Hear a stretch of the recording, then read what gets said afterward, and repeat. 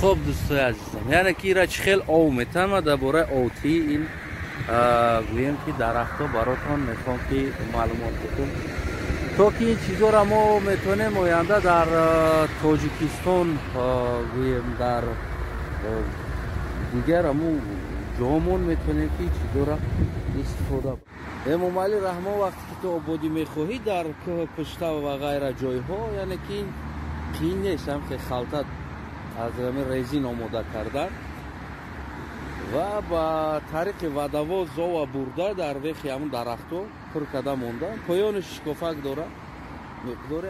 اگر این را ببینین این شلنگ است، این کرشکه داره، شلنگ است تای زمین قطعی آمدگی است. انا او طرفش کوش است یکون جدا و نه شکافک داره، دهانکش دیده ایسته باشین اگر شکافک داره، یعنی که با طریق همین همون مقدار آوی بلند نیست، پست است، سر میتن شاید موبایل قطعی گذشتگی است، یعنی که هر طرف دم خیلی جدا کدگی موندگی است. وقتی که ما با گریان میکنن کم کمکی همون زمانش قطعی آو میروه و این میشه آو. انا تو همون روزا میگیم که زمین تر آو خوردگی میسته و دواز قطعی میوره و خلطه سبز است، رزینی بی خلطه یا خوی هموده همین ستموده بستگی خیلی جا دارد که نمی بندنه. خلطه کلون در زمین خیلی میسته، چونش در زمین میرسه میسته، چونش شکاف مایده داره، مایده و چکار میکنن ایره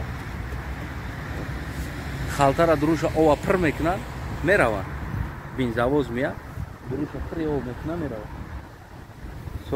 سطح باشد سطح شاید 200 باشد 200 یکی شاید یک چند لیتری آو بگیره، 30 لیتری 50 لیتری آو شاید چکار کنه بگیره. این از سیستم اوتی درخت ها. ایرا میتونه که در تاجیکستان انسانایی میگن که ما در کوهستان هستیم، نه در کوه خیلی درخت ها را آب بتیم.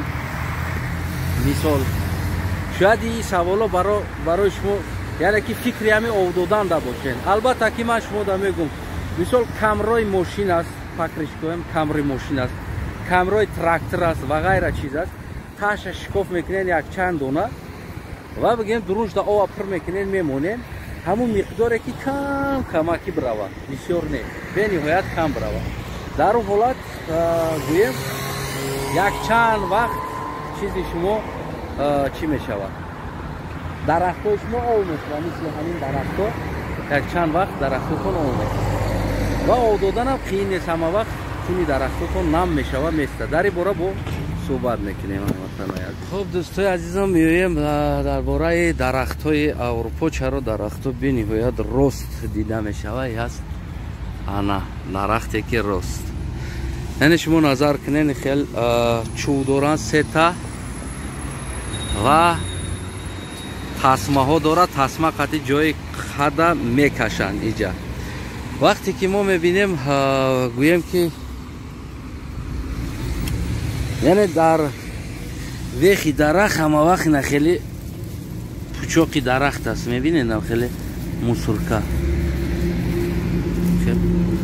این درخت های هست که این درخت ها رو هم خیلی راست میشنونن.